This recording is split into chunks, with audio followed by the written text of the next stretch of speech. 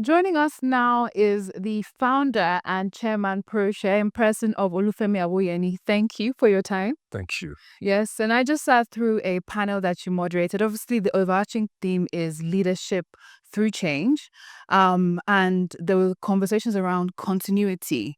It has been stated that not many businesses last, aside multinationals, beyond 25 years. What would you say is key for continuity? Okay, so the panel session was a very carefully curated session, starting from the selection of the panelists. We had three wonderful women and a venture capitalist, Egosa. Um, the main takeaway I would like for people to say for them was that in talking about succession and continuity, it goes more than finding a CEO replacement. It is about sustainability of the processes, the organization itself. And to your point that most organizations do not do more than 25 years, I think there are actually more examples that do more than 25 years. And as you begin to see organizations build resilience, and we've mentioned quite a number of successful entities in the country, both from the financial services sector, the public sector, and from the non-listed entities as well. What we have come to identify is that we are learning at a faster rate than we have learned previously, but there are new issues for us to deal with in terms of succession. And during the session, you had our session speaker, Gladys Talabi, mention the fact that even the younger ones are not, they're questioning how maybe your vision of that business you had is not my own vision of my life. And so there's a challenge around understanding that. And there are quite a number of examples which we weren't able to talk about, but which the CIoD would put together in a structured way so that those who are members can benefit from. Right. And I think I'll pick up from where you just left off, especially as regards inclusion. You're talking about the younger generation coming into some of these organizations who have built foundations and strong company cultures. And they're also met in a period where there's a lot of volatility and there's also need for adaptation. How can they strike that balance that, yes, you're still maintaining your traditions somewhat, right? The company culture, the foundations that were built, but you're also adapting to change without pulling down some of the key structures. Okay, so that we don't go down a rabbit hole that we're difficult to come out from, there are a few ways to look at it. One, so founder owners are making transitions by looking for professionally managed individuals to take over the company. There are some who would like for their own children to take it over for perhaps some sentimental obvious reasons, maybe as shareholders, maybe not necessarily owners themselves.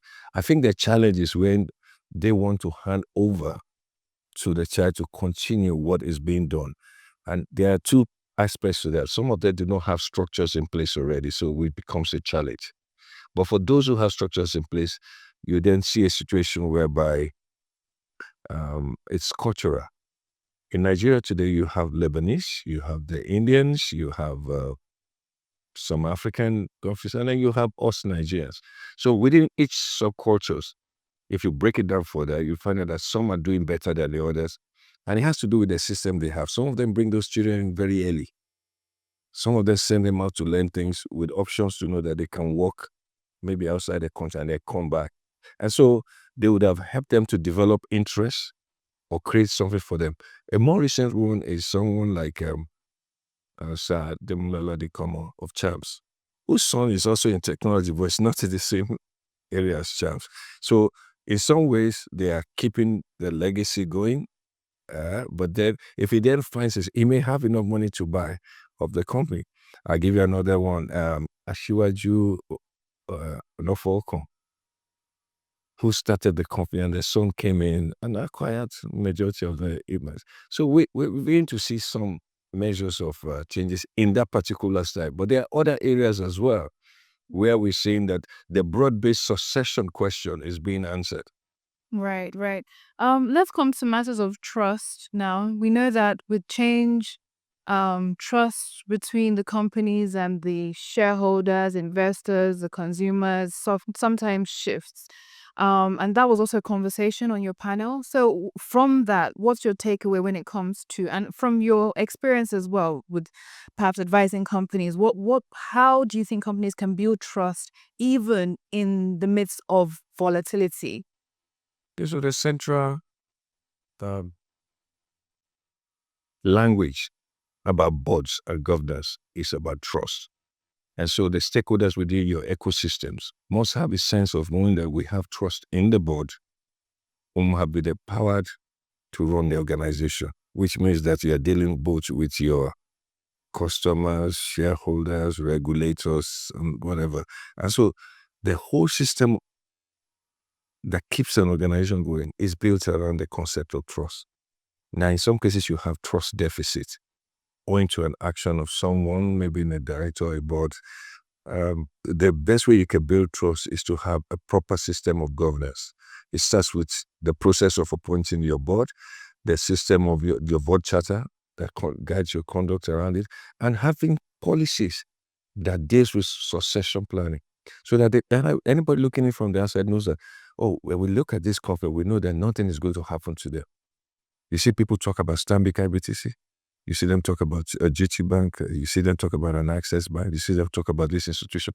You see them even take a look. If you look at entities like House of Tara, they did the transition.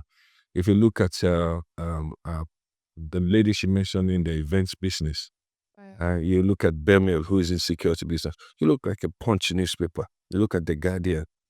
It's not necessarily, but you look like an Odua company where you know fully well that there's a system in which the board will change, the MDs will be appointed, all the directors in the groups will be known. Then you begin to have some confidence in the organization. But if there's turmoil or changes, it erodes trust. So the board is one of the most powerful signals of trust in an organization. Right. And so So it starts from the border. it must start from the board. All right. So from your panel, what are some of the key lessons that you believe can guide organizations in strengthening governance, resilience, and long-term leadership culture? Okay, so succession management is not easy. Don't be fooled by the way English makes it sound, right? There are successful examples like we shared, and there are not so successful examples like the Tara shared with us, where she mentioned the fact that the organization, after appointing the MD, they had to find somebody to come take over back again, because things did not work well. That's the first lesson. So we have to, and to manage that, you have to have a robust framework. Second is that it is humbling to know as a founder or somebody that you have to, one way, whether you're pushed out, whether illness, whether death or something, and if you're thinking of legacy, you have to approach it. And that there are bodies and entities and professionals you can actually approach to help you address the concern. The third, like I learned from the board there, again, Tara said, you have to build for yourself a board of advisors or influencers to manage the you question. You can deal with all the theoretical thing, but the you question becomes another challenge. And the fourth, from the lesson from Chino, is that you have to consider both the breadth and the depth of the issues that are concerning. Now, in a very volatile society where things are changing, technology is making changes, societal behavior are changing, consumer brands are changing. Change has therefore been forced on you. And you therefore need to look at your succession by saying that I need people in certain key positions in the organization who can adapt or not just work out of their memory, but anticipate into the imagination what is there. So the succession we used to talk about 10 years ago was about who is the CEO. But the succession right now goes to how do we build knowledge management system around what we know? How do we build this data customer service systems? How do we put people in? How do we create Slack where the next generation people come in all the way to the top? And I think the easiest one is the CEO search sometimes. It could be internal, it could be external, but the whole body of things. is what we need to be looking at. Right. Thank you very much for your time, Mr. Olufemi Awoyemi, the founder and chairman of Proshare. Thank you very much.